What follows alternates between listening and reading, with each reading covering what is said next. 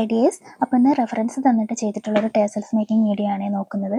5x5 inch വീതിയിലുള്ള ഒരു square പീസാണ് എടുത്തിട്ടുള്ളത്. അതിൻ്റെ നല്ല വശത്തെ ഉൾവശത്തേക്ക് ആക്കിയിട്ട് അതിനുള്ളിലേക്ക് നമ്മുടെ പൈപ്പിംഗ് ത്രെഡും കൂടി വെച്ചിട്ട് ഇതായി കാണുന്ന രീതിയിൽ ഒന്ന് സ്റ്റിച്ച് ചെയ്തെടുക്കുകയാണ് ചെയ്യുന്നത്. ദൈ ഒരൊറ്റ എത്തുമ്പോൾ അവിടെ ചെറിയൊരു ഗ്യാപ്പ് വിട്ടിട്ടാണ് സ്റ്റോപ്പ് ചെയ്യുന്നത്.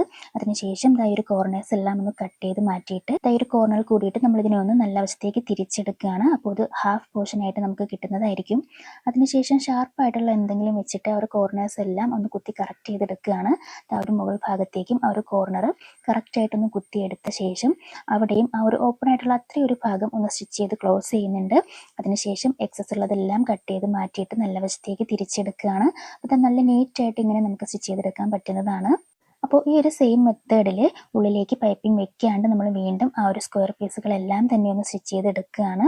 ഇവിടെയും ആ ഒരു കോർണേഴ്സ് എല്ലാം ഇതാ ഒന്ന് കട്ട് ചെയ്ത് മാറ്റിയിട്ട് ആ ഒരു കോർണറിൽ കൂടിയിട്ട് നമ്മളിതിനെ ഒന്ന് നല്ല വശത്തേക്ക് മറിച്ചെടുക്കുകയാണ് ചെയ്യുന്നത്. അപ്പോൾ നമ്മൾ ആദ്യം ഒരു 2 മാത്രമാണ് പൈപ്പിംഗ് ത്രെഡ് വെച്ചിട്ട് ചെയ്യുന്നത്. ബാക്കിയുള്ളതെല്ലാം പൈപ്പിംഗ് ത്രെഡ് വെക്കാതെയാണ് ചെയ്യുന്നത്. അപ്പോൾ പൈപ്പിംഗ് ത്രെഡ് വെച്ചിട്ട് ഒരു 2 പൈപ്പിംഗ് ത്രെഡ് വെക്കാണ്ട് ഒരു 12 ഞാനൊന്ന് സ്റ്റിച്ച് ചെയ്തെടുക്കുന്നുണ്ട്. ഈ ഒരു സെയിം മെത്തേഡിൽ സ്റ്റിച്ച് ചെയ്തെടുക്കുകയാണ്.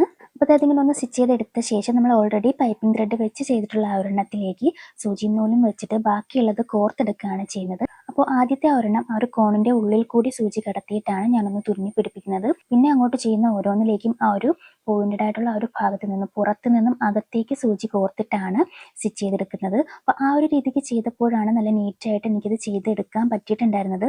നമ്മുടെ ഇഷ്ടത്തിന് ചെയ്തെടുക്കാവുന്നതാണ്. അപ്പോൾ ഞാൻ ആദ്യം ഉള്ളിൽ കൂടി തന്നെ ചെയ്യുന്ന സമയത്ത് എനിക്കത് കുറച്ച് വൃത്തിയില്ലാത്ത പോലെ തോന്നിയിരുന്നു. അപ്പോൾ അതുകൊണ്ട് ഈ ഒരു പോയിന്റിൽ കൂടി ഉള്ളിലേക്ക് കടത്തിയിട്ടാണ് ഞാൻ ഇങ്ങനെ സ്റ്റിച്ച് ചെയ്തെടുക്കുന്നത്. അപ്പോൾ ഒരു സൈഡിലേക്ക് ഒരു 7 ആണ് സ്റ്റിച്ച് ചെയ്തെടുക്കുന്നത്. ആ ഒരു സെയിം മെത്തേഡിൽ അടുത്ത സൈഡിലേക്കും 7 വെച്ചിട്ട് നമ്മളിതിനെ ഒന്ന് സ്റ്റിച്ച് ചെയ്തെടുക്കുകയാണ് ചെയ്യുന്നത്. അപ്പോൾ നമ്മൾ ടേസൽസ് മേക്കിംഗ് ആണ് ചെയ്യുന്നതെങ്കിലും കുറച്ചധികം സമയം എടുത്ത് ചെയ്യേണ്ട ഒരു വർക്കായിരുന്നു.